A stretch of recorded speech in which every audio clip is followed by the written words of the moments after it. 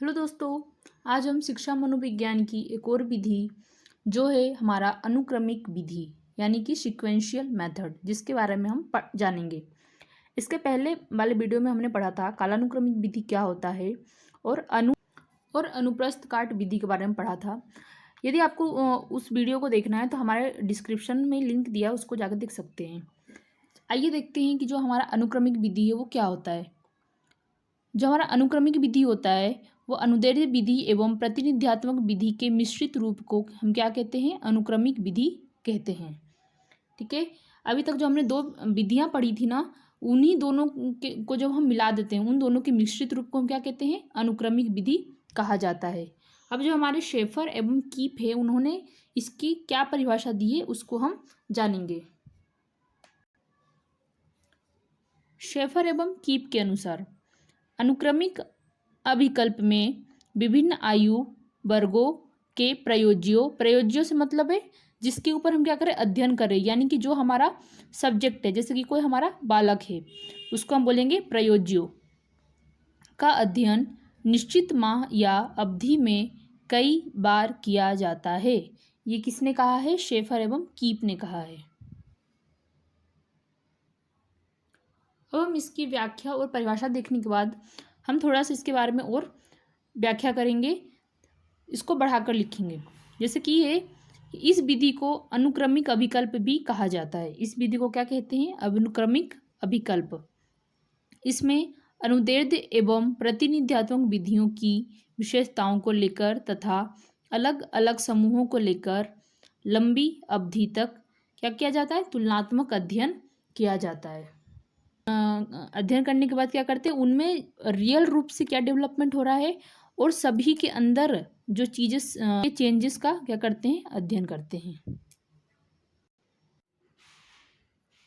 अब हम जानेंगे इसकी विशेषताओं के बारे में। इस विधि में एक ही आयु के बालकों का तुलनात्मक अध्ययन कर यह जांच की जा सकती है कि कारण और प्रभाव हो रहा है या नहीं। यानी कि विकास की जो विभिन्न अवस्थाएं हैं उसमें क्या हो रहा है, परिवर्तन हो रहा है कि नहीं, है ना, या फिर विकास जो है सही तरीके से हो रहा है कि नहीं, सभी में एक जैसा हो रहा है क्या, या फिर कुछ परिवर्तित हो रहा है। उन सभी चीज़ों का क्या करते हैं, तुलनात्मक अध्ययन करते हैं। तो ये इसकी क्या है, विशेषता है। अनुक्रमिक विधि में क्या करते हैं, एक ही अध्ययन में प्रतिनिध्यात्मक एवं अनुदैर्ध्य दोनों ही विधियों से आंकड़े प्राप्त कर सकते हैं। अब देखिए, सबसे जो मेन इंपॉर्टेंट विशेषता वो यही है कि इसमें क्या कर रहे हैं हम, जो हमारा कालानुक्रमिक विधि था या फिर जो प्रतिनिध्यात्मक विधि था और जो हमारा अनुदैर्ध्य विधि है या फिर जो लंबवत काट विधि है ना, उन दोनों विधियों से क्या कर सकते हैं, इसमें आंकड़े प्राप्त कर सकते हैं। क्यों? क्योंकि ये दोनों का क्या है, मिश्रित रूप था।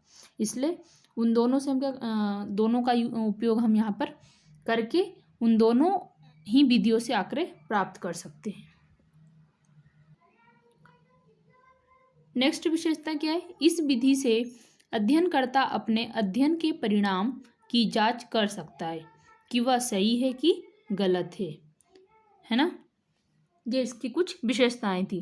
तो अभी तक हमने पढ़ा कि अनुक्रमिक विधि क्या होता है ना, उसकी परिभाषा, उसकी विशेषताएं। अब हम पढ़ेंगे कि इस विधि में इसकी इतनी विशेषताएं हैं तो इसके कुछ दोष और इसकी कुछ सीमाएं भी होगी। इसका सबसे पहला दोष क्या है कि ये जो विधि है बहुत खर्चीली विधि है। अब ये खर्चीली क्यों है, क्योंकि इसमें क्या कर रहे हैं, दो विधियों से, है ना, यानी कि अनुदैर्ध्य विधि और प्रतिनिध्यात्मक विधि दोनों का मिश्रित रूप है। तो दोनों से हम आंकड़े भी प्राप्त कर सकते हैं। तो इसलिए दोनों टूलों का भी यूज़ होगा, है ना, और दोनों को करने के लिए क्या उस तरह की व्यवस्था भी करनी पड़ेगी। इसलिए क्या है, ये बहुत ही खर्चीली विधि है। दूसरा क्या है कि इस विधि में समय अधिक लगता है। इस विधि में समय अधिक क्यों लगता है, क्योंकि हम इसमें क्या करें, दो टूलों का उपयोग कर रहे हैं, इसलिए इसमें समय भी दोनों के अनुसार ही लगेगा। नेक्स्ट क्या है, इस विधि से प्राप्त जो परिणाम होते हैं उसके बारे में एक महत्वपूर्ण प्रश्न होता है कि क्या अध्ययन से प्राप्त विकासात्मक परिवर्तन को सामान्यीकृत किया जा सकता है। अब देखो, इसमें क्या होता है कि हमने जो भी आंकड़े प्राप्त किए तो जरूरी नहीं कि सबके ऊपर लागू होगा, है ना। तो वो यही बोल रहा है कि इसकी एक ये भी कमियां हैं, कमी है या फिर बोल सकते हैं दोष है कि इस विधि से जो प्राप्त हमको परिणाम हुआ है वो हम सभी के लिए जनरलाइज कर सकते हैं या फिर नहीं। इस तरह से हम देखते हैं कि अनुक्रमिक विधि की विशेषताओं के साथ साथ इसमें कुछ दोष और सीमाएं भी पाई जाती है। आपको ये वीडियो कैसा लगा हमें कमेंट करके ज़रूर बताएं। वीडियोस देखने के लिए हमारे चैनल को सब्सक्राइब करें। Thank you.